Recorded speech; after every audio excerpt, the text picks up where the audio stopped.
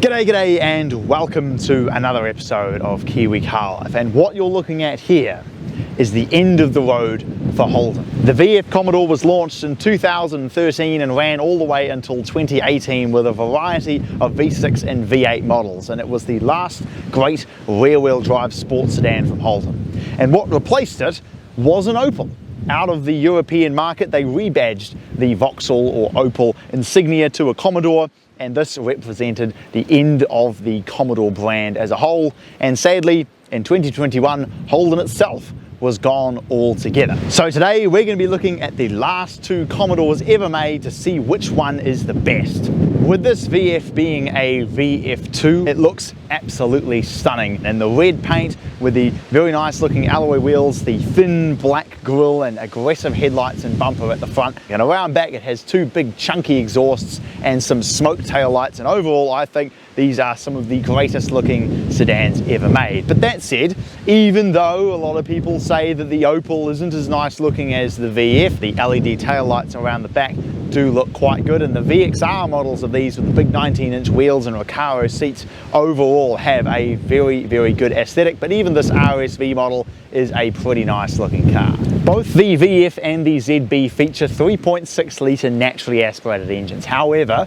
this is an LFX and that's an LGX, the LGX being a little bit newer. The VF is naturally rear-wheel drive with a limited slip differential, thanks to this being an ex-police model, and it's going through a ZF6 derived automatic transmission. The engine makes 210 kilowatt or 282 horsepower and 350 newton meters of torque. The ZB, with it being a little bit newer, makes a bit more power. It's got 235 kilowatt or 315 horsepower and 382 newton meters of torque, with the engine being transverse mounted and going through a ZF 9-speed automatic transmission. Naturally, it's more of a sort of front biased four-wheel drive system. So if you try and do a massive power slide in your ZB, chances are you'll just end up understeering into a hedge. However, the four-wheel drive system, I'm told, gives very good handling, even if it's not a sideways machine like the old-fashioned limited slip diff rear drive VF over here.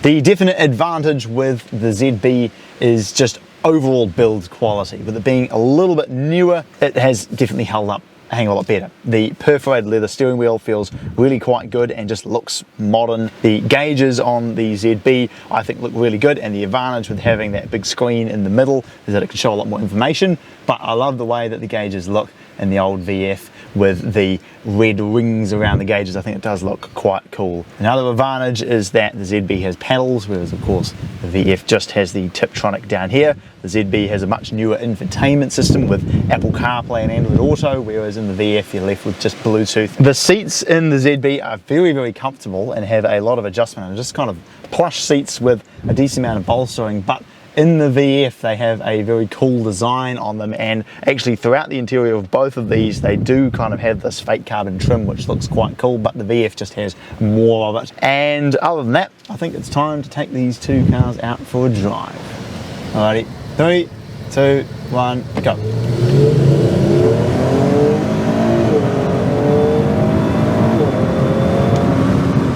Driving the VF Commodore SV6.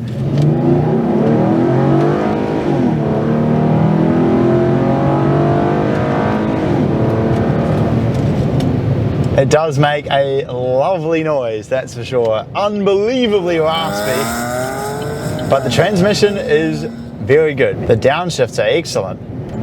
Look at that, perfectly rev matches. On the motorway, when you put it in drive, it's delightfully comfortable. The seats are really good on these cars. The steering wheel feels great with these big chunky 10-in-2 grips, and the ride quality of these big Aussie cars has always been excellent. But how does it perform on a twisting back road?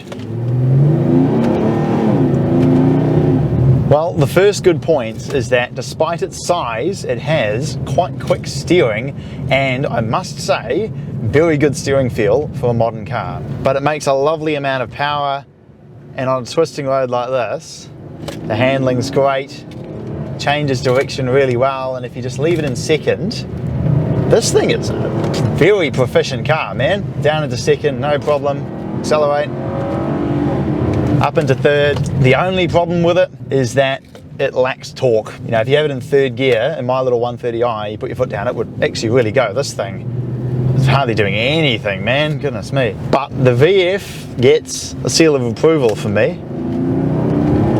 Makes a lovely noise, very responsive, foot down, immediate response. It's a lovely drive, I'd definitely recommend. Driving the ZB.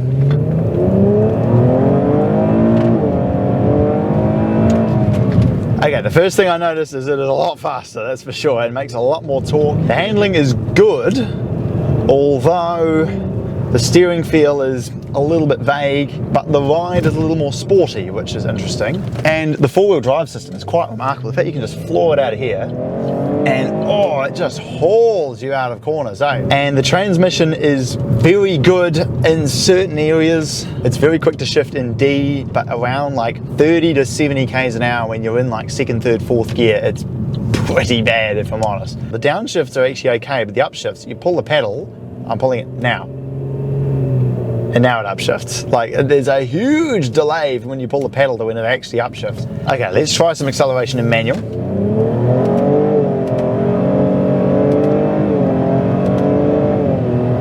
Okay, actually, when you get moving, yeah, then the downshifts kind of come right. Okay, so as the speed picks up, the manual mode definitely gets better. There's no denying that.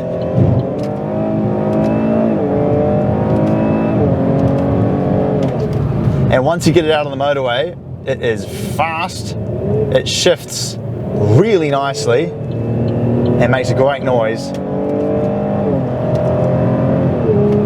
Okay, I think I might have actually kind of come around to the manual mode a little bit in this car. It's kind of a tale of two halves. At lower speed, it's not particularly great, but at higher speed, it comes alive and is a lot better to use. But again, there's just so many gears. So to conclude, overall, both cars are absolutely excellent, but there are a few subtle differences. I would summarize it as the ZB is overall the better car, but the VF is more fun. Ideally, really what you want is kind of a combination of the two, where you have a car that looks like the VF, but with this engine, but rear-wheel drive, with the 9-speed that shifts like that, with the VF steering feel, but with the ZB steering wheel engages in interior, and it's an interesting one. But overall, both are very good cars. I think the ZB is overall the better car, but the VF is more fun. Use that information as you please, and I will look forward to seeing you again next time.